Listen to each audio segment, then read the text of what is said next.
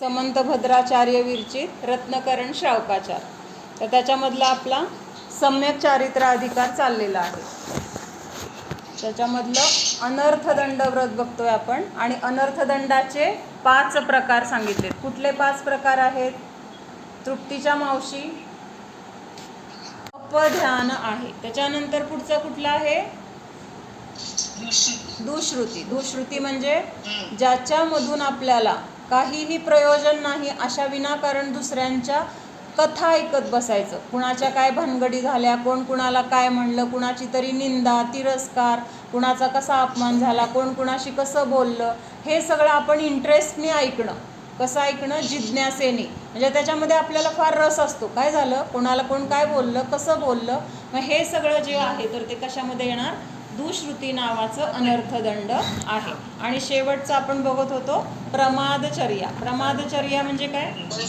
मुख्यतेने प्रमादचर्याचा अर्थ काय घ्यायचा? आळस झाला, त्या शब्दशः अर्थ झाला. पण आपल्याला धर्मामध्ये लावताना कसा लावायचा तो?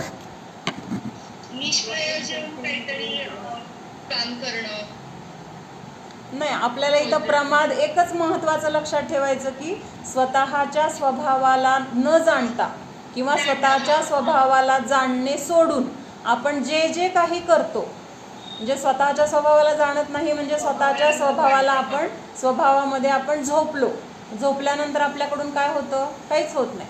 तसं स्वभावाला विसरलो किंवा स्वभावामध्ये झोपलो म्हणजे कुठलंच स्वभावाचा विषय राहिला नाही, चिंतन राहिलं नाही.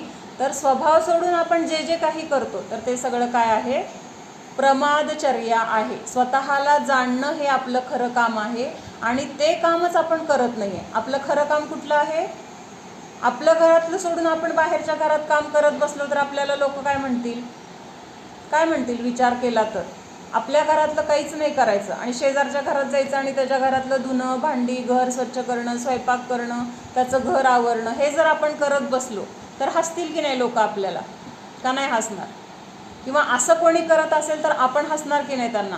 काय वेड आहे, स्वतःच्या घरात पडलंय सगळं तसं आणि दुसऱ्याच्या घरातलं जाऊन करत बसलाय. मग इथं जसं आपल्याला वेगळं वाटतं किंवा आश्चर्य वाटतं किंवा ती करणारी तसं करणारी माणसं वेडी वाटतात, प्रत्यक्षात आपण त्याच्यापेक्षा चुकीचं काम करतोय. त्यांनी तर काही दिवसापुरतं केलं असेल, एखाद दिवस केलं असेल, काही महिन्यासाठी केलं असेल. आपण हे काम कधीपासून करतोय? दुसऱ्याच्या घरातलं अनादी काळापासून करतोय. कुणाचं काम करतोय आपण? ह्या शरीराचं धुणं धुतोय. शरीराचं धुणं धुतोय म्हणजे काय? शरीराला काय पाहिजे ते पुरवणं, शरीराचं सगळं काळजी घेणं, त्याच्या काय दुखलं खुपलं बघणं, त्याला काय होऊ नये ह्याचा विचार करत राहणं, पुढं त्याला काय झालं तर काय करायचं हे चिंतन करणं.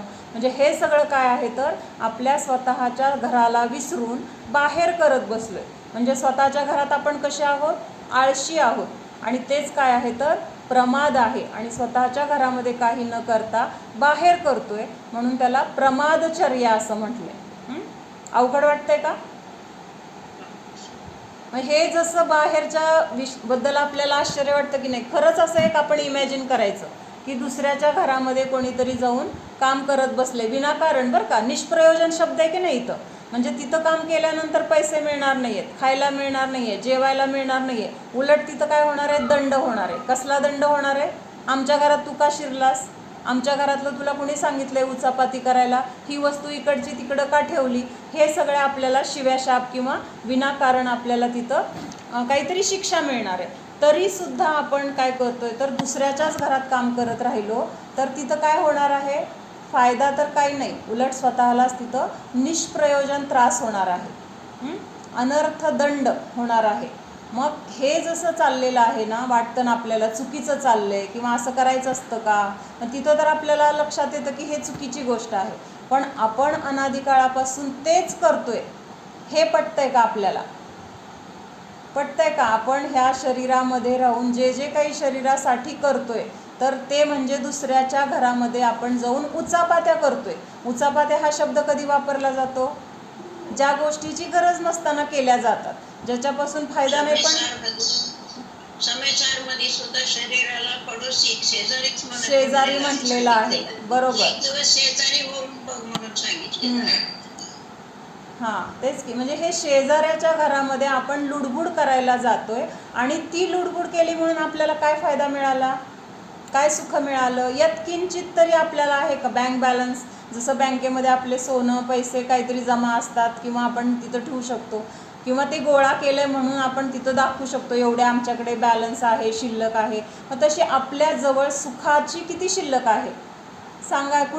कुणाजवळ किती शिल्लक आहे? 1 किलो सुख आहे, 2 किलो सुख आहे, पोतभर सुख आहे, आयुष्यभर पुरल एवढं सुख आहे, असं कुणाकडे सुख आहे? जरी आत्ता आपल्याला वाटते की आत्ता मी 5 इंद्रियांचे भोग भोगलेत, आता मला कसली अडचण नाही, पैसे आहेत, सगळे लोक माझ्या मनासारखे राहत आहेत, मला कसलं आता शरीरामध्ये दुःख नाही आहे, वेदना नाही आहे, असं जरी आत्ता आपल्याला वाटत असेल तरी पुढच्या क्षणाची शाश्वती नाही आहे की पुढच्या क्षणाला पण हे सगळं माझ्यासोबत असेल किंवा असंच सुख मी पुढच्या समयाला पण मला मिळेल, काहीच गॅरंटी नाही आहे. म्हणून हे सुख काय? सुख नाहीच. फक्त हे आपल्याला वाटतंय सुख आहे किंवा ह्याच्यामुळं मी सुखी, अशी आपली जी मान्यता आहे. तर ते शेजारच्या घरामध्ये एखादी गोष्ट चांगली झाली तर ती चांगली झाली म्हणून आपण आनंद मानतोय, अशी आहे. शेजारच्या लोकांना फायदा झाला तर आपल्याला काय मिळणार आहे? काहीच नाही, त्यातलं एक कण आपल्याला ते देऊ शकत नाही. पण आपण तिथं आनंदी तरी होतोय किंवा दुःखी तरी होतोय. मग हे आपण सतत स्वतःला सांगत राहायचे, हे शरीर म्हणजे शेजारी आहे. ह्या शरीराला आपण किती जरी जपलं, काही केलं तरी शेवटी हे काय आहे? काय करणार आहे? हे बदमाश आहे. आज सकाळी शेतामध्ये ज्यांचं शेत आहे ना, शीतलशाह डॉक्टरांची मिसेस, त्यांना 2 दिवस बरं नव्हतं. मग त्या आज सांगत होत्या, बदमाश आहे म्हटलं हे शरीर, किती ह्याची काळजी केली तरी शेवटी दगा देतं, दगेबाज आहे. म्हणजे असे आमची चर्चा झाली. तर तेच म्हणजे पावलोपावली आपल्याला ते स्वतःचं रूप दाखवते, पावलोपावली ते काय सांगते, स्वतःचे गुणधर्म काय आहेत ते सांगते. असं जर कोण आपल्याशी वागलं, जर एखाद्याची आपण मनापासून सेवा चाकरी करतोय, अगदी वेळच्या वेळेला त्याला 5, 25 वर्ष, 50 वर्ष खाऊ पिऊ घातलं आणि प्रत्येक वेळेस ते आपल्याला त्रास देत असेल तर आपण काय विचार करतो, किती ह्याचं करायचं, किती दिवस ह्याच्यासाठी मी राबू, किती ह्याच्यासाठी कष्ट करू, किती सहन करू, किती ह्याची सेवा करू, कंटाळा येत नाही का माणसाला, असा विचार आपल्या मनात येतो बाहेरच्याबद्दल. पण स्वतःच्या शरीराबद्दल असा कधी विचार येतो का आपल्या मनामध्ये? यायला पाहिजे का नको? उलट आपण जास्त सेवा करायची तयारी असते. म्हणजे रोज आपल्याला समजा 2 टाईम खायची सवय आहे आणि एखाद्या दिवशी जर आपल्याला वेगळं काहीतरी असेल दिसलं तर 3 टाईम खाण्याची इच्छा होते किंवा 3 टाईम त्या शरीराला आपण देतो. किंवा आणखीन कुठं काय नवीन वाटलं तर ते घ्यायची तयारी आहे. म्हणजे ते शरीर त्रास देते तर त्याचं एवढं लाड का करायचे, त्याचा एवढा विचार का करायचा, ते तर शत्रू समान आहे. कारण ज्याच्यावर आपण उपकार करतो तो जर आपल्याला त्रास देत असेल किंवा आपल्यावर अपकार करत असेल तर आपण त्याला काय म्हणतो? शत्रू म्हणतो की नाही. जर आपण एखाद्याला मदत करतोय आणि त्यांनी जर आपल्याला त्या मदत करायची, परतफेड करायचं तर राहू दे, पण त्रासच दिला तर आपण त्याला काय म्हणणार? शत्रू आहे, तो माझा शत्रू आहे, कारण मी चांगलं वागून सुद्धा तो माझ्याशी वाईट वागतोय. तसं हे शरीर काय करतंय आपल्याला? आपण ह्याला वेळोवेळी त्याला जे जे पाहिजे ते पुरवलं. काय केलं? वेळोवेळी पुरवलं. कधीही त्याच्या मनाविरुद्ध झालेलं आपल्याला चाललं नाही आणि तरीसुद्धा ते शरीर काय करतंय? आपल्या मनाप्रमाणे वागतंय का? आपल्याला जे आवडतंय तसं राहतंय का? आपल्याला वाटतं ना ह्या शरीरामध्ये कुठला रोग नाही झाला पाहिजे, त्रास नाही झाला पाहिजे. मग ते शरीर तसं राहायला पाहिजे ना निरोगी, कारण त्याला आपण त्याची काळजी घेण्यासारखं देतोय वेळच्या वेळी. तरीसुद्धा ते काय करतंय तर दगेबाज आहे. म्हणजे त्याची काळजी घेऊन सुद्धा तो आपल्याला काय करतोय? आपल्यावर उलटतंय. मग अशा शरीराची मी किती सेवा करू, असं आपल्या मनामध्ये एकदा तरी यायला पाहिजे. पण आपल्याला उलट काय वाटतंय? नाही नाही, शरीराला सांभाळलं पाहिजे. ही आपल्या मनामधली भावना काय करायची? आपल्याला मोडून काढायची. जर आपण ही मोडून काढली नाही ना तर मग आपल्याला त्याच्या विरुद्ध किंवा त्याची काळजी घेण्याचं आपल्याकडनं सुटणार नाही. म्हणून पहिल्यांदा हे बिंबवायचे की हे शरीर म्हणजे पडोसी आहे किंवा शत्रू आहे किंवा हे किती जरी ह्याच्यावर उपकार केले तरी हे माझ्यावर शेवटी अपकार करणारं आहे. त्यामुळे ह्याची किती काळजी घ्यायची. त्याच्यापेक्षा मला दुसरं काहीतरी महत्त्वाचं आहे की जे माझ्या खरं फायद्याचं आहे, जे मला कधीही दुःख देणार नाही. तर असं काय आहे तर माझा स्वभाव, माझं स्वतःचं घर. आपल्या स्वतःच्या घरामध्ये आपल्याला कोण त्रास देतं? माझं स्वतःचं घर आहे, माझ्या स्वतःच्या घरामध्ये सगळं काही परिपूर्ण आहे, सगळं सुरक्षित आहे, तर तिथं येऊन मला कोण त्रास देऊ शकतं? नाही कोणी त्रास देऊ शकत. आपल्याला त्रास कधी होतो? जेव्हा आपण बाहेर पडतो, दुसऱ्यांच्या गोष्टीमध्ये लुडबुड करतो, मग तिथं आपल्या मनासारखं नाही झालं तर तिथं दुःख होतं आपल्याला. आणि दुसऱ्यांच्या घरामध्ये आपल्या मनासारखं कसं होणार? दुसऱ्याच्या घरामध्ये त्यांच्या मनासारखं होणार. तसं ह्या शरीराच्या इच्छेने चाललेलं आहे. आता इच्छा म्हणजे इथं काय घ्यायचं? त्याचं परिणमन. त्याच्या परिणमनानुसार त्याचं काय चाललेलं आहे? जे काही त्याच्या पर्याय दिसत आहेत किंवा जे काही त्याच्यामध्ये बदल दिसत आहेत, तर त्याच्या योग्यतेनुसार ते होत आहेत. तर ते बदल आपण घडवू पण शकत नाही, बदलू पण शकत नाही. म्हणून आपलं काम काय आहे की नोकराला जसं वेळच्या वेळी देतो, आपण पगार देतो, जे काही आपलं ठरलेलं आहे ते वेळच्या वेळेला देतो, तसं ह्या शरीराला वेळच्या वेळेला द्यायचं आणि त्याच्याकडून काम करून घ्यायचं. कुठलं काम करायचं? तर स्वभावामध्ये राहण्यासाठी प्रयत्न करायचा किंवा स्वभावामध्ये राहण्यासाठी जे काही क्रिया आहेत तर त्या क्रियेमध्ये ह्या शरीराला गुंतून ठेवायचं. तर हे आपलं काय आहे? तर प्रयोजनभूत कार्य आहे. आणि हे प्रयोजनभूत कार्य आपण न केल्यामुळं आपल्याकडून काय घडतंय? निष्प्रयोजनभूत कार्य घडतंय. आणि त्यालाच काय म्हटलं? अनर्थदंड नावाचं अनर्थदंड म्हटलेलं आहे किंवा हीच अनर्थदंडातली प्रमादचर्या म्हटलेली आहे. तर मनोहरजी वर्णींचं खूप छान संबोधनाचं. हां, मनोहरजी वर्णी आहेत ना, तर त्यांनी ह्याच्याबद्दल काय लिहिलंय ते मी वाचते थोडंसं. ऐसे काम करना जिनमें न अपनी आजीविका से संबंध है, न धर्म पालन का संबंध है और व्यर्थ ही आरंभ है. पाप का जिसमें संबंध है, ऐसे कार्यों को करना प्रमादचर्या नामक अनर्थदंड है. हिंदी समजतंय का? काय सांगितलं? अशी कामं आपण करतो की ज्याच्यामुळं आपली आजीविका म्हणजे रोजच्या जगण्यासाठी त्याची गरज नाही. आता रोजच्या जगण्यासाठी आपल्याला 4 पैसे कमवावे लागतील किंवा स्वयंपाक करावा लागेल, घर सांभाळावं लागेल किंवा जे काही आपण करतो, तर ते पण नाही ज्याच्यामध्ये. दुसरं काय आहे?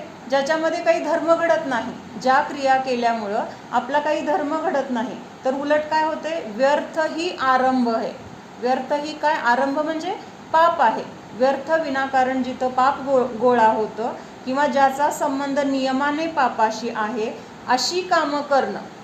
मग ही सगळी कामं काय म्हटली जातात? प्रमादचर्या नावाचं अनर्थदंड म्हटलेलं आहे. मग कुठल्या आहेत? पृथ्वी खोदने का शौक, काय? जैसे पृथ्वी खोदने का ही शौक चला गया, बिना काम पृथ्वी खोद रहे है. म्हणजे विनाकारण पृथ्वी खोदत बसलोय. बसल्या असं पूर्वी खाली जमिनीवर बसायचे, उगीच आपलं टोक करत बसायचं, आहे की नाही? असं करायचे की नाही? किंवा केलं जातं, म्हणजे तिथं मुद्दाम करायचा असा पण भाव नसतो, पण हाताला चाळा असतो काहीतरी आणि तो चाळा करणं. पत्थर आदि फोडणे का आरंभ कर रहे है, जल को फालतू बहाते है.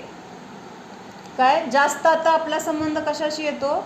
तर पाण्याशी जास्त संबंध आहे आपला.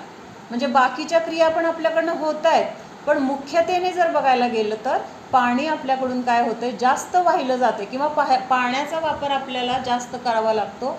आणि हा पाण्याचा वापर करताना आपण सावध नसतो किंवा आपलं लक्ष नसतं की आपल्याकडनं किती पाणी विनाकारण चाललंय. गरज असते 1 ग्लास पाण्याची आणि तिथं आपलं बादलीभर पाणी वाया जातं. म्हणजे कुठं ग्लासभर पाण्यामधली हिंसा आणि कुठं बादलीभर पाण्याची हिंसा, दोन्हीचं कंपॅरिझन केलं तर मग बाकीचं विनाकारण पाप आपण डोक्यावर घेतलं की नाही? लक्षात येतंय का मावशी? म्हणजे आपल्याला ग्लासभर पाण्यामध्ये आपलं काम भागतंय आणि त्याच्यासाठी आपल्याला बादलीभर पाणी वाया घालवायची गरज नसताना सुद्धा आपण बाकीचं बादलीभर पाणी वाया घालवतोय. तर हे काय आहे? निष्प्रयोजन क्रिया आहे किंवा हेच काय आहे? प्रमादचर्या आहे. कोण आल्यावर त्यांना आपण ग्लास भरून पाणी देतो किंवा लहान मुलं ग्लास भरून पाणी पितात, 1 घोट पितात आणि बाकीचं टाकून देतात. मग आपण जर तिथं सावध असलो तर देताना मुळात आपण थोडं दिलं, परत पण देऊ शकतो आपण, त्याच्यामध्ये काही चूक नाही आहे, अजून देऊ शकतो. किंवा समजा त्यातनं पण जर राहिलं तर ते मग आपण ओतून न देता आपण झाडाला घालू शकतो. आपल्याकडे असं कुंड्या लावलेल्या असतात तिथं घालू शकतो किंवा भांडी विसळायला पहिल्यांदा ते वापरून एका भांड्यात साठवून परत चांगल्या पाण्याने विसळू शकतो. म्हणजे आपण ते विनाकारण घालवायचं नाही असं ठरवलं तर आपल्याला त्याचे पर्याय सुचतात. म्हणजे आपल्या हातात आहे. आपल्याला खरंच आपल्याला जर वाटत असेल ना ही गोष्ट चुकीची आहे आणि मला करायची नाही आहे, तर आपल्याला दुसरे कुणी न सांगता सुद्धा आपोआप त्याच्यातून मार्ग निघतात, सुचतात. कुणाला तरी विचारायची गरज पडत नाही, कुणाकडनं शिकायची गरज पडत नाही. कारण आतून तीव्र इच्छा जी आहे ना, ती तीव्र इच्छा आपल्याला काय करते, समोर मार्ग दाखवते. काय करते म्हणजे आता आपल्याला चालत जायचं आहे आणि पहाटचं असलं धुकं आहे की 2 पावलाच्या पुढं काय आहे ते दिसत नाही आहे. 2 पावलाच्या पुढं काय आहे दिसत नाही, इतकं दाट धुकं आहे. पण आपल्याला जायची इच्छा कशी आहे, तीव्र आहे. मग आपण 2 पावलं गेलं की त्याच्या पुढचं 2 पावलं आपल्याला तिथं क्लिअर दिसतंय. हा अनुभव आहे की नाही सगळ्यांना? हां, अगदी असं वाटतं की शक्यच नाही पुढं जाणं, पण 2 पावलं चाललं की नाही पुढचं 2 पावलं क्लिअर झालं, पुन्हा 2 पावलं चाललं की त्याच्या पुढचं 2 पावलं क्लिअर झालं. म्हणजे जर इच्छा असेल तर मार्ग निघतो. हे सगळ्या म्हणी वगैरे पण कशामुळे निघाल्यात, ह्या अनुभवातूनच निघाल्यात. आपल्याला जर इच्छा असेल तर तिथं नियमाने तसा मार्ग आपण स्वतः सुद्धा शोधून काढू शकतो. अजून काय सांगितलंय, बहुत बहुर बखेरते, म्हणजे विनाकारण सगळीकडे पाणी सांडत बसतो. किंवा आता सडा मारायचा असेल तरी पण पूर्वी तर अशी पद्धत होती, आता कोण सडा बिडा मारत नाही, पण तिथं पण खूप सडा मारायचा. घंटो साबुन लगाकर नहाते, बाल्टियों पाणी बहाते, ये सब प्रमादचर्या आहे. आता इतकं जर आपण आंघोळ कशासाठी करतोय, ह्या शरीराला छान वाटावं म्हणून. त्याच्यात हेतू काय, म्हणजे बादल्या बादल्या पाण्याने आंघोळ करणं, त्याच्यामधून सुख कुणाला मिळते किंवा सुख कुणाला वाटते, त्या शरीराला बरं वाटते म्हणून करायचं. बरं ठीक आहे, तरी पण केलं. मग ह्या शरीराला इतक्या पाण्याने आंघोळ घातली म्हणून हे शरीर तसंच राहणार आहे का स्वच्छ? 2 तासात परत घाम आला की ते शरीर कसं राहणार आहे, अस्वच्छ. कारण शरीराचा स्वभाव काय आहे, शरीराचा स्वभाव काय आहे, मलमूत्र घाम ह्याची निर्मिती करणे. हां, मलिन होणं किंवा मलमूत्र घाम ह्या गोष्टींची निर्मिती करणं, हे काम चालू आहे शरीराचं. दुसरं कुठलंच काम शरीर करत नाही आहे. का शरीराने आपल्याला काही चांगलं गोष्ट दिली, जसं आता काय ते गाय आहे, गाय आपल्याला दूध देते, तिच्या शेणाचा उपयोग आहे, तिचा अजून काय असेल तर ते गोमूत्राचा उपयोग आहे. म्हणजे लोक म्हणतात, म्हणजे तिचे एवढी गाय आहे तर तिचे इतके सगळे उपयोग आहे. आपल्या शरीराचा काय उपयोग आहे, काय उपयोग आहे? एक त्या शरीराला पोसणं सोडलं तर त्याच्याकडून आपल्याला काहीही परतफेड मिळत नाही. अशा शरीराला आपण तासन तास म्हणते, तिथं काय म्हणले, घंटो नहाते हे. मग एवढा वेळ तिथं पाण्यामध्ये पाणी नाश करायचं कशासाठी, त्या अस्वच्छ होणाऱ्या शरीराचं. कारण शरीराचा स्वभावच हा आहे की नवद्वार बहे घिनकारी, असं देह करे की मयारी.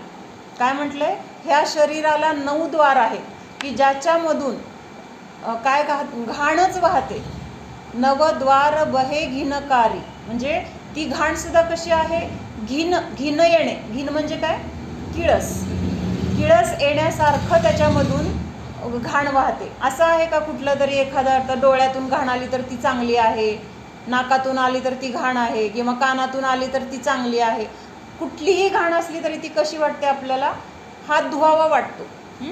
नाकातून घाण आली तरी हात धुवावा वाटतो, कानातून काय ते मळबीळ निघाला तरी हात धुवावा वाटतो, घाम आला तरी काय वाटतं, हात धुतला पाहिजे. म्हणजे अस्वच्छ वाटतं. म्हणजे हे शरीर कसं आहे, तर मलनिर्मितीची एक कंपनी आहे, ज्याच्यामधून नियमाने सतत काय बाहेर पडतंय, तर घाण बाहेर पडते.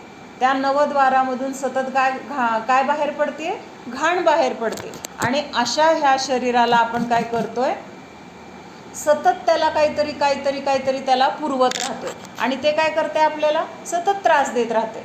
कधी घाम आला, कधी भूक लागली, कधी तहान लागली, कधी झोप आली, कधी अजून काय हे दुखायला लागले, ते दुखायला लागले. म्हणजे 24 तास आपल्या डोक्यामध्ये काय विषय असतो, तर हे शरीर आणि त्याची सेवा मला करायची आहे. त्याच्यामध्ये आपल्याला कधीही कंटाळा येत नाही. येतो का कधी कंटाळा, जाऊ दे आता ह्या शरीराचं करून करून कंटाळा आला, मी आजपासून काही करणारच नाही, असं कोण म्हटलेलं बघितलंय का? किंवा आपल्या मनामध्ये तरी असा कधी विचार येतो का? कधीच येत नाही. किंवा त्यात काही चूक आहे असं पण वाटत नाही. त्या शरीराने जर काही मागणी केली तर त्याच्यामध्ये काही चूक आहे हे सुद्धा आपल्याला वाटत नाही. तर पहिल्यांदा आपण हे स्वीकारायचे की हे शरीर म्हणजे शेजारी आहे, शरीर म्हणजे शत्रू आहे, त्याच्यावर कितीही उपकार केले तरी तो आपल्याला अपकार करणारा आहे. त्यामुळं त्याच्या नादी किती लागायचे, त्याची संगत आपल्याला नियमाने दुःख देणारी आहे. त्याला कितीही स्वच्छ केलं तरी ते नियमाने घाण होणार आहे.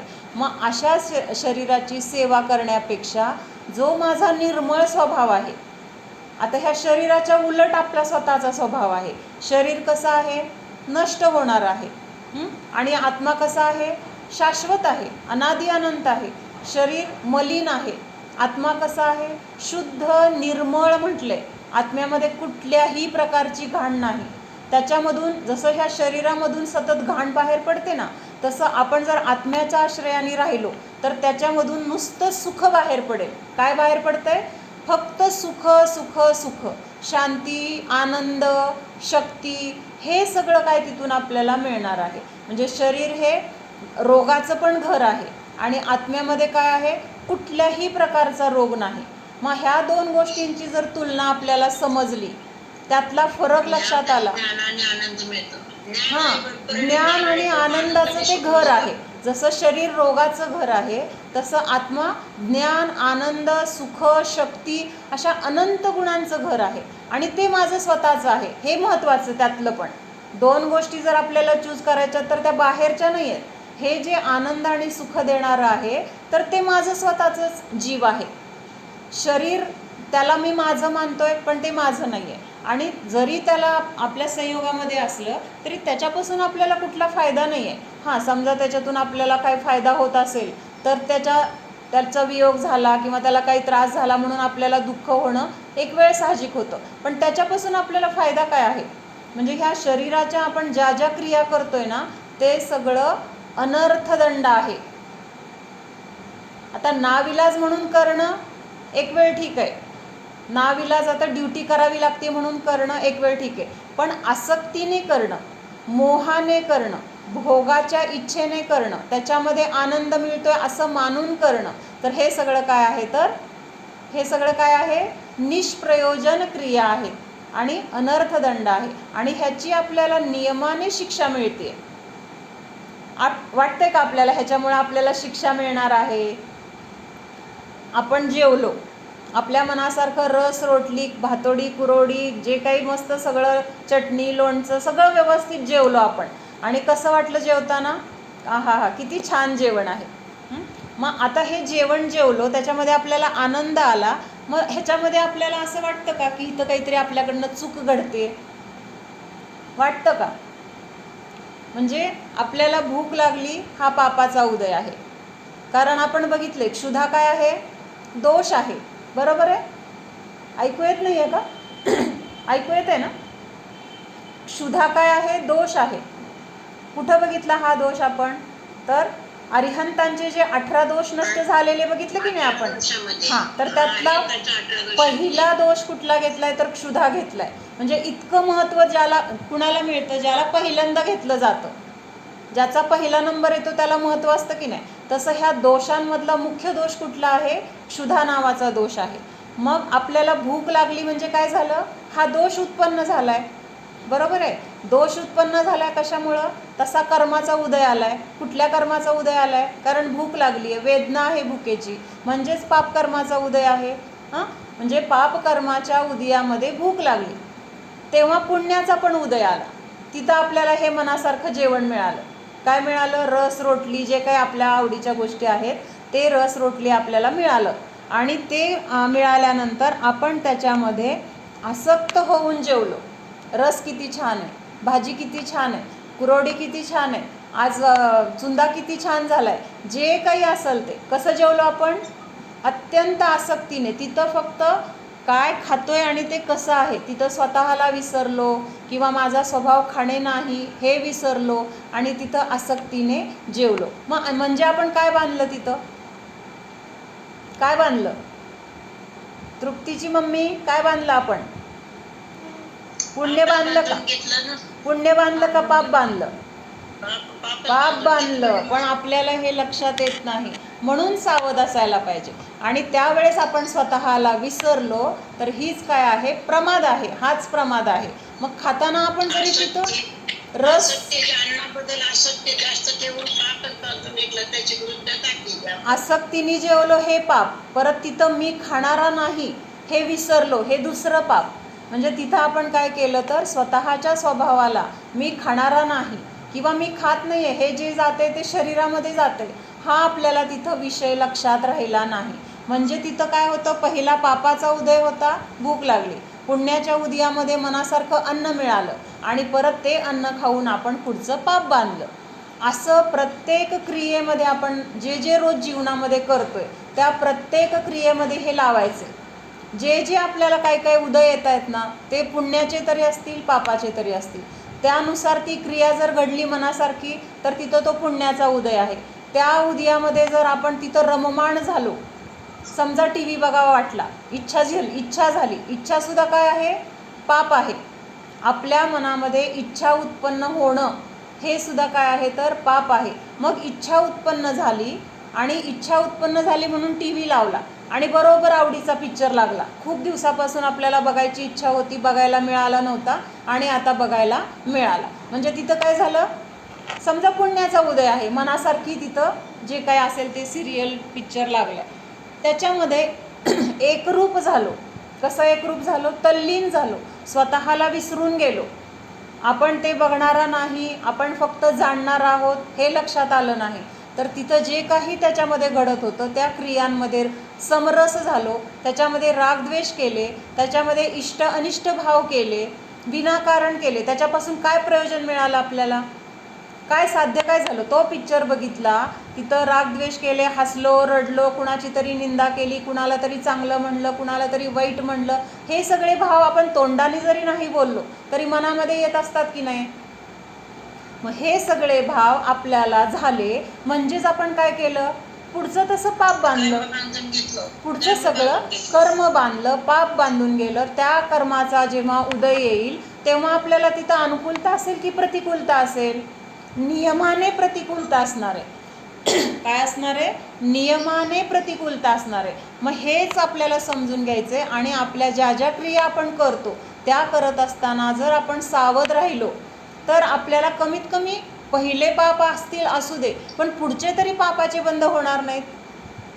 मागचं काय झालं आहे त्याच्यामध्ये बदल आपण आत्ता करू शकत नाही किंवा थोडेफार बदल होतील, करता येतील, पण पूर्ण आपलं कर्म आपण काय नष्ट करू शकत नाही. आले काही कर्म आपल्याला भोगावे तर लागतेच किंवा पर्याय नाही त्याच्यामध्ये. पण आपल्या हातामध्ये कुठली गोष्ट आहे की पुढचे जे काही कर्मबंध होणार आहेत तर ते आपण टाळू शकतो. ते टाळण्याची संधी आत्ता माझ्या हातामध्ये आहे.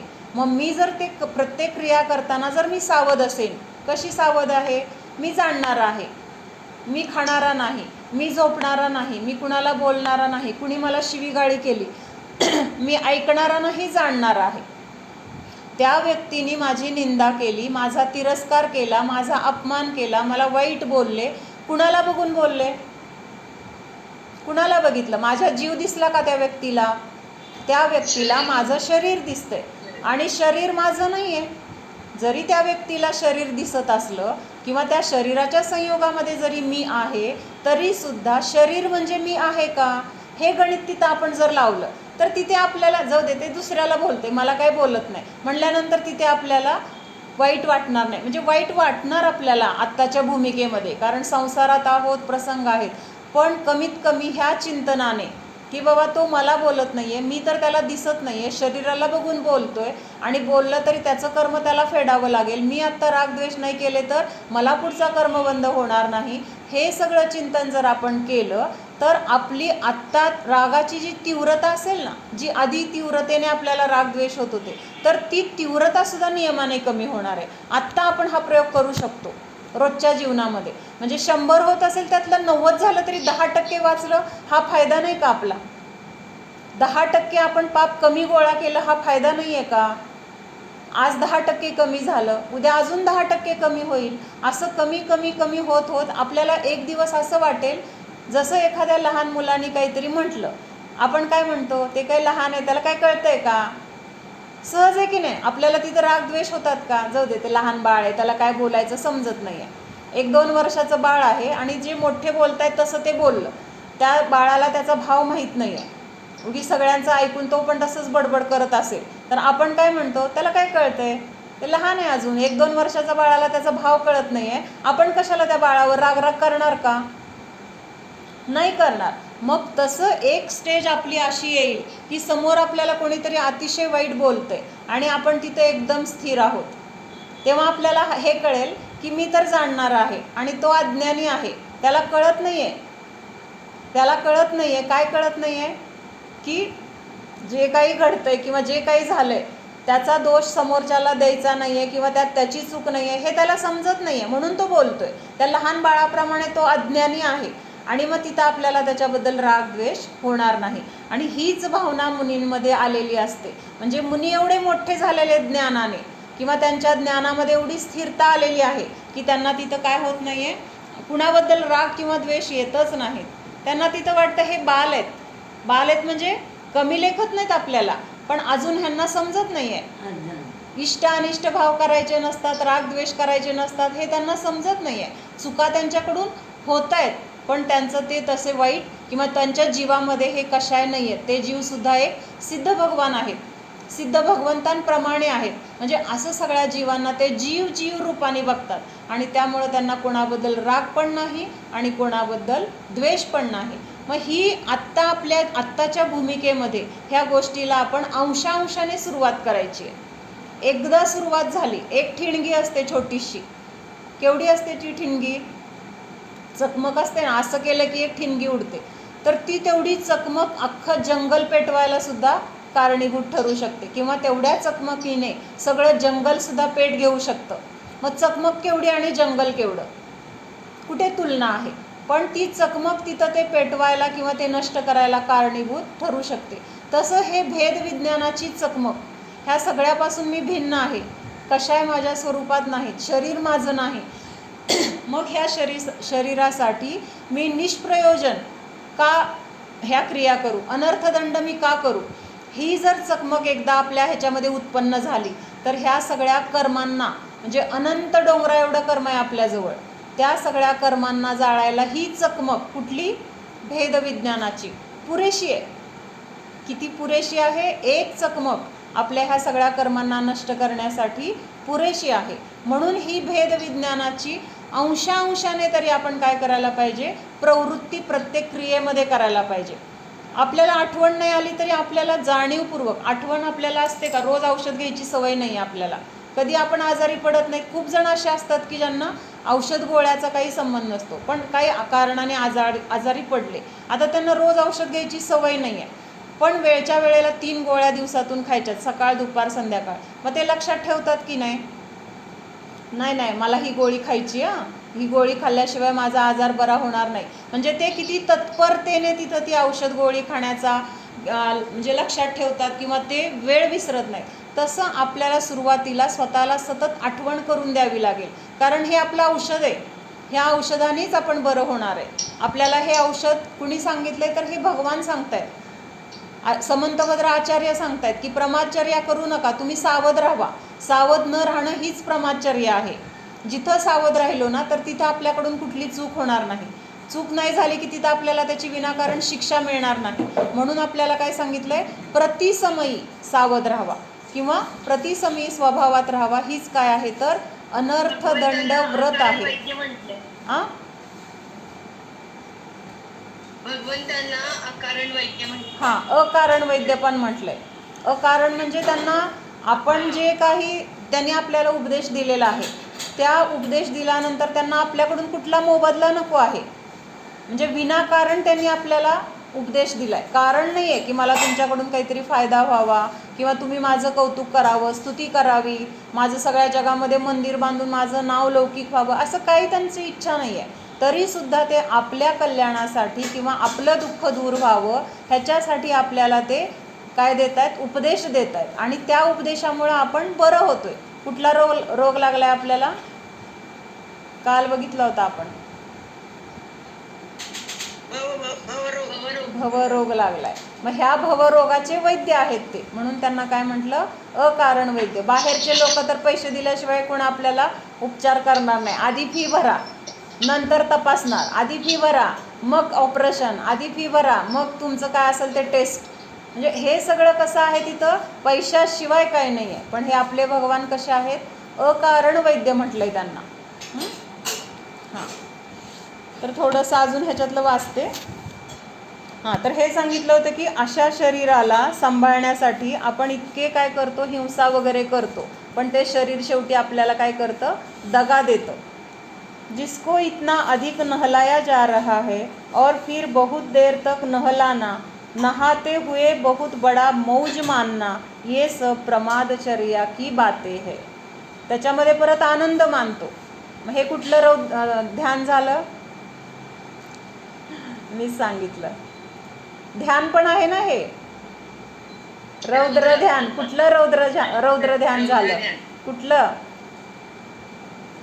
त्याच्यामधलं तरी प्रकार आहे की अजून. रौद्र ध्यान नाही होते, रौद्र ध्यान नाही होतं, अर्थ ध्यान होतं. आणि त्याच्यामध्ये सुद्धा हिंसानंदी आनंद आहे ना आपल्याला. हे रौद्र ध्यानच आहे. हिंसा होते आहे आणि त्या हिंसेमध्ये आपण आनंद मानला. तर ह्यांनी काय सांगितलं, नहाते हुए बडा मौज मानना.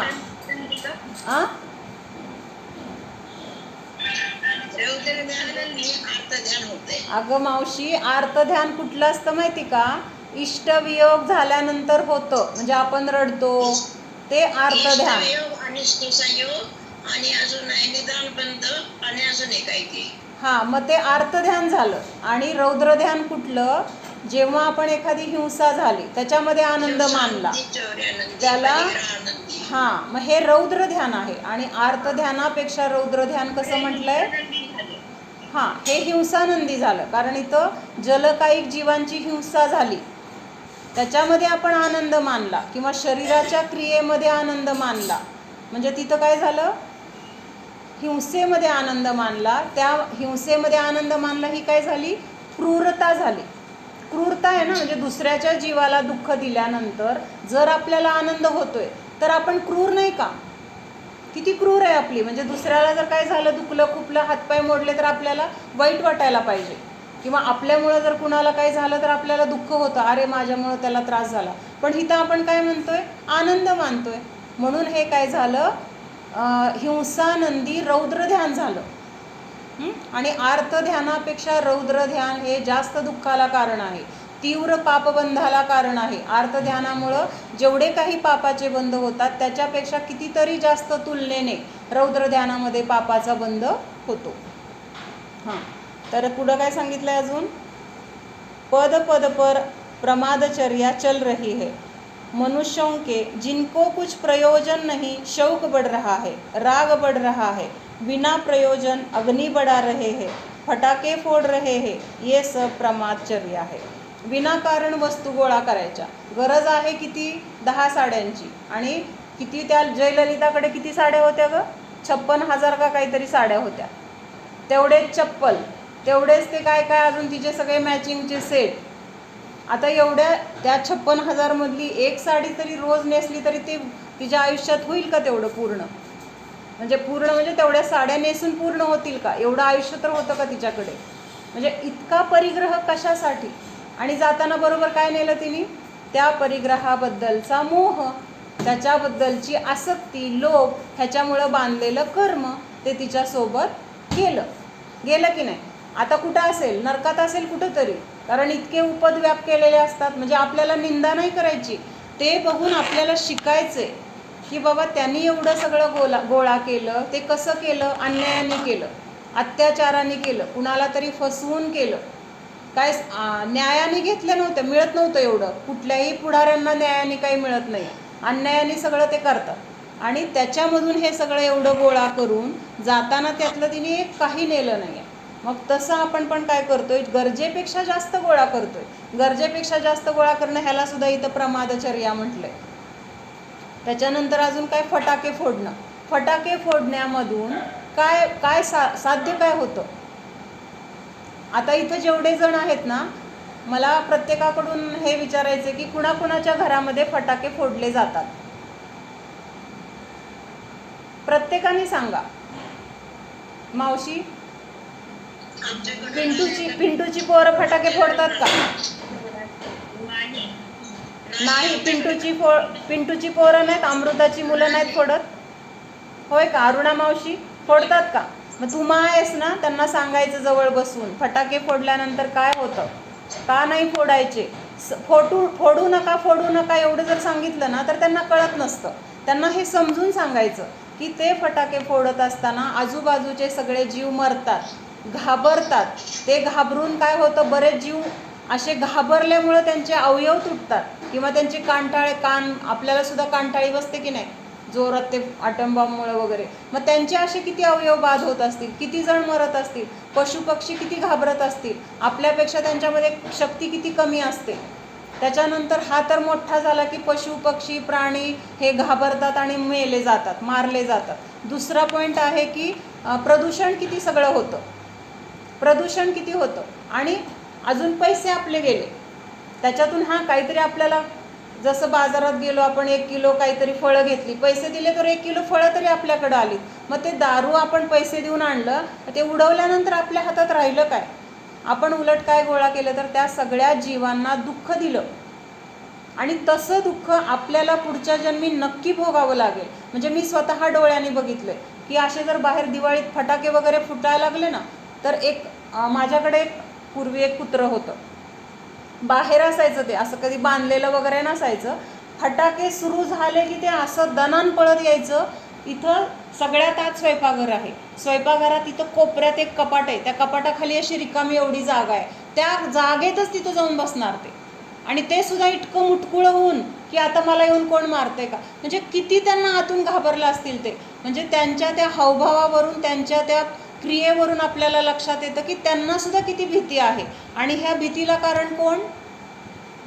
जे फटाके फोडतात ते. आता त्या बिचाऱ्याला घर होतं, इथं घरात येऊन बसत होतं, रस्त्यावरचे काय करणार, काय करणार रस्त्यावरचे? म्हणजे आपण उलट त्यांना अभयदान द्यायला पाहिजे. आपल्या ह्याच्यामध्ये 4 दानं सांगितलेत की नाही, ज्ञानदान, औषधदान, आहारदान आणि अभयदान. मग त्यांना अभयदान द्यायचं तर लांब राहिलं, आपण त्यांना भीती दाखवतोय, कळतंय का? म्हणजे ही आपण त्यांना भीती दाखवतोय. तर सगळ्या मुलांना आपापल्या घरामध्ये जे जे आहेत ना, कोणाचे नातू असतील, कोणाचे शेजारी असतील किंवा अजून कोणी असतील आपल्या संयोगामधले, आपल्याकडे येणारे जाणारे, ह्या गोष्टी आपण सांगायला पाहिजेत, आपलं कर्तव्य आहे. जर आपण नाही सांगितलं तर त्यांना कसं कळणार मुलांना? आपल्याला कळते तर आपण सांगणं आपलं कर्तव्य, नाही तर पुढच्या पिढीपर्यंत हे धर्म जाणार नाही. ह्याच्या मागची भावना जर समजली, त्याला सांगायचं आपल्याला पोळल्यावर दुखतं की नाही, त्रास होतो की नाही, मग तसं त्या प्राण्यांना पण पोळतं, त्या प्राण्यांना पण दुखतं, त्यांचे पण अवयव तुटतात, त्यांना मरावं लागतं, त्यांना भीती वाटते. मग असं जर कोणी आपल्याला केलं तर आपल्याला भीती वाटणार नाही का? मग हे सांगितल्यानंतर त्यांना सहज पटतं, नको बाबा फटाके फोडायला. कस्तुरी, आत्तापासूनच सांग, सगळ्या तुझ्या बाळांना शिकव. त्यांचे आईबाप जरी असले तरी आपण मुलांना जे शिकवतो ना ते पटतं मुलांना. जे योग्य आहे ना, मुलं लवकर ग्रहण करतात आणि आत्ता ग्रहण केलेलं कधीही विसरत नाही. त्यामुळं आपलं कर्तव्य आहे. आणि अजून एक मला सांगायचं होतं की आत्ता आपण स्वाध्याय रोज करतो, तर ह्याच्यामधल्या ज्या गोष्टी आपल्याला आवडतात किंवा ज्या गोष्टी आपल्याला समजतात, छान वाटतात, तर आपल्या घरामध्ये आपण त्या गोष्टी शेअर करायला पाहिजेत. कोण करतं का असं शेअर? हो, बऱ्याच गोष्टी आम्ही सांगतो ना मुलांना, बऱ्याच गोष्टी सांगतो. हां हां, म्हणजे का सांगते माहिती का? एकतर ते सांगितल्यानंतर आपलं पक्कं होतं, पहिली गोष्ट. जेवढं आपण आत्ता शिकलोय ना ते सांगितल्यानंतर ते आपलं ज्ञान पक्कं झालं. दुसरी गोष्ट, त्या व्यक्तीला पण त्याच्याबद्दलची माहिती कळते, रुची धर्माबद्दलची निर्माण होते. तिसरं म्हणजे आपल्या धर्माची प्रभावना होते. राजूगुण, प्रभावना होण्याचा हा पण एक मार्ग आहे. आपल्याला जे समजलं ते आपण सांगतो. सिरियलमध्ये एखादी घटना नवीन घडली, काहीतरी वेगळं घडलं, आपण सांगतो की नाही, आज असं झालं तसं झालं, किंवा एखाद्या रस्त्यात काही घटना घडली, आपण सांगतो की नाही, चर्चा करतो. मग ही पण चर्चा, ही खरी गरजेची चर्चा आहे. आम्हा तर काय सांगतात माहिती का, बोलायचं तर तत्वाचंच बोलेल, बाकी संसारातलं काही बोलायचं नाही, तत्वाचंच बोलायचं. जेवायचंय त्यावेळेस चर्चा, जेवताना तर मौनच घ्या म्हणतात, पण बोलायचंच असेल तर तत्वाचं बोला. एकमेकांशी जेव्हा तुम्ही बसलाय त्यावेळेस भजन म्हणा, काय तुम्हाला समजलंय, तुम्ही काय आज नवीन वाचलंय, नवीन ऐकलंय, ते सांगा. त्यांच्याकडून काय झाले, त्यांनी काय वाचले ते विचारा. म्हणजे आपलं आयुष्य एन केन प्रकारेनं कुठं जायला पाहिजे, तत्वचर्चा, तत्वज्ञान मिळवणं. आणि हे काय आहे तर प्रयोजनभूत कार्य आहे. म्हणजे आपल्याला ह्या अनर्थदंडापासून, कुठला अनर्थदंड, प्रमादचर्या नावाचं जे अनर्थदंड आहे त्याच्यापासून आपल्याला जर बचाव करायचा आहे स्वतःचा, तर आपल्याला काय केलं पाहिजे, हे प्रयोजनभूत कार्य केलं पाहिजे. मग हे प्रयोजनभूत कार्य जर आपण करायला लागलो तर आपल्याकडून निष्प्रयोजन कार्य होणार का? काय रुणाली, रुणाली काय? हां, ती शाणी बाळ आहे तुम्ही, माहित आहे मला. तू पण नाही उडवत होय? मला वाटलं दादा उडवत नाही तू उडवतो.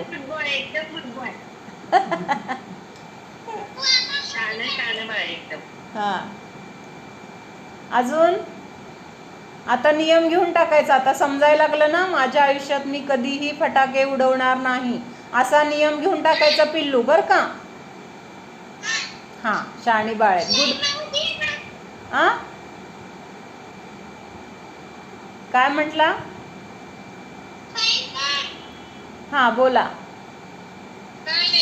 हां, नंतर बोलू आपण. हां पिल्लू, नंतर बोलू. हां हां, तर हे फटाक्यांचं एक फार मोठं आहे. आणि खरंच मी सांगते, मनापासून तुम्ही सांगा, म्हणजे एवढ्या जीवांना जर आपल्या आपल्या परीने आपण जर अभयदान दिलं तर ते अभयदान त्यांच्यासाठी नसून आपल्यासाठी पण आहे. पुढं आपली पण अशीच रक्षा होणार आहे. काय आपल्यावर असे प्रसंग आले तर हे सगळे जीव आपल्याला तिथं कुठल्या ना कुठल्या रूपाने आपल्या सुरक्षेसाठी येतील. त्यामुळं आपण त्यांना अभयदान देणं हे आपलं कर्तव्य आहे. आपण उलट त्यांना, मुलांना तसं शिकवतोय, हे फटाके आणू, ते आणू, ते आणून देतोय. त्यांना उडवताना आपण त्यांच्यासोबत थांबून त्याच्यामध्ये आनंद मानतोय. हे सुद्धा काय आहे तर हिंसानंदी रौद्रध्यान आहे. त्या जीवांना दुखवून किंवा त्यांची हिंसा करून, त्यांना भीती दाखवून आपण त्याच्यामध्ये आनंद मानतोय, हे सुद्धा काय आहे, हिंसानंदी रौद्रध्यान आहे. आणि रौद्रध्यानाचं फळ काय आहे तर ह्याच्यापेक्षा कितीतरी तीव्रतेने आपल्याला पण अशा दुःखाला सामोरं जावं लागणार आहे. म्हणून आपल्याला जे समजलंय ते आपल्या नातवांना, आपल्या घरामध्ये जे लोक आहेत त्यांना शेअर करा. मुलांना तर ह्या गोष्टी सांगा, एकदा नाही 10 वेळा सांगा. कारण मुलं कशी असतात, लहान असतात, दुसऱ्यांचं बघून परत त्यांना उडवू वाटतं किंवा तसे भाव होतात. म्हणून सुरुवातीला आपण सतत सांगणं हे आपलं कर्तव्य आहे.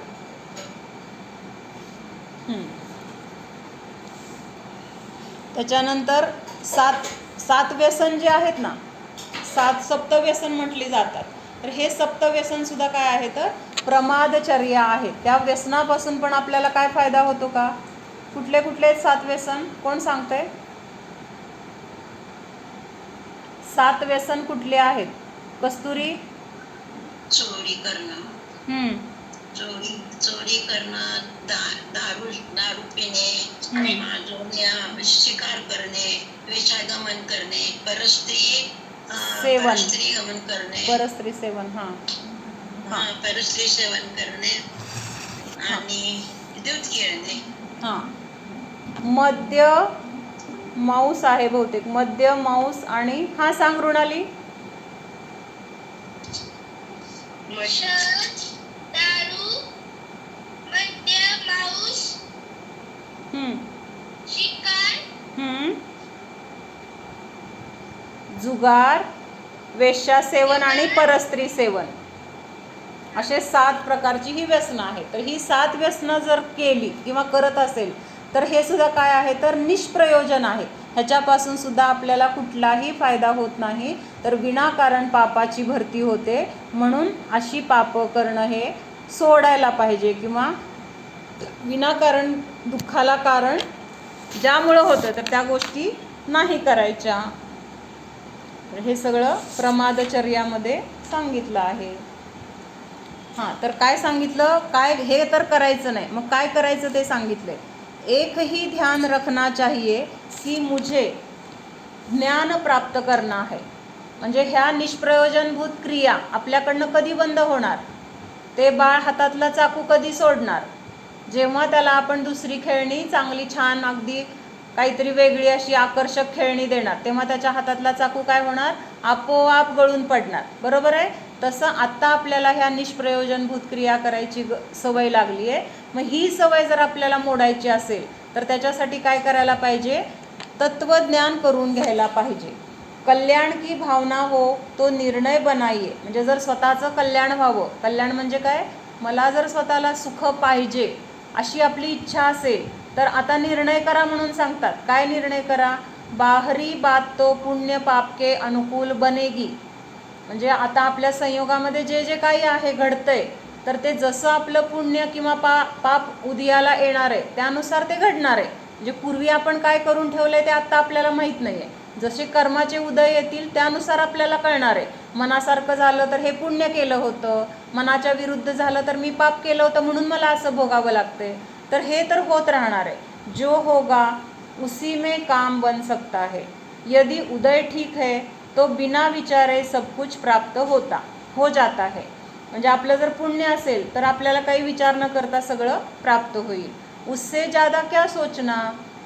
आपण हे जे काही निष्प्रयोजन करतोय त्याची विचार करायची गरज काय आहे, कशासाठी विचार करायचा. जसं आपलं पुण्य पाप कर्म आपण केलेलं आहे त्याच्यानुसार आपल्याला उदय मिळणार आहे, तसे आपल्याला फळं येणार आहेत. मग त्याच्यापेक्षा वेगळं आपल्याला अजून वेगळं कशाला काय विचार करत बसायचं आहे. उद्देश्य, जीवन का उद्देश्य तत्वज्ञान प्राप्त करना है. इस ओर लगिए तो आपके सर्व अनर्थ छूट जाएंगे. अतिशय सुंदर वाक्य आहे. म्हणजे स्वतःच्या जीवनाचा उद्देश काय पाहिजे, तत्वज्ञानाची प्राप्ती मला करून घ्यायची आहे. आणि ह्या तत्वज्ञानाच्या प्राप्तीकडे जर आपण लागलो तर आपल्याकडून होणारे सगळे अनर्थ आपोआप सुटून जातील. म्हणून अमृतचंद्राचार्य जे समयसार ग्रंथाची जी टीका लिहिली ना, अमृतचंद्राचार्य आचार्य होते ते, तर त्यांनी काय सांगितलं आहे, म्हणजे ह्या तत्वाबद्दल इतकं कुतूहल असू दे, इतकं कुतूहल असू दे म्हणजे की त्या तत्वाला प्राप्त करण्याची किंवा त्या तत्वज्ञानाला शिकण्याची इतकी रुची, इतकी ओढ असायला पाहिजे की मला मरण्याची वेळ आली तरी चालेल, मरायला लागलो तरी चालेल, पण त्यावेळेस मला तत्वच ऐकायला मिळू दे किंवा मला तत्वच समजून घ्यायचं आहे, त्या तत्वासाठीच मला माझं जीवन व्यतीत करायचं आहे. असं तिथं आपल्याला काय पाहिजे. हां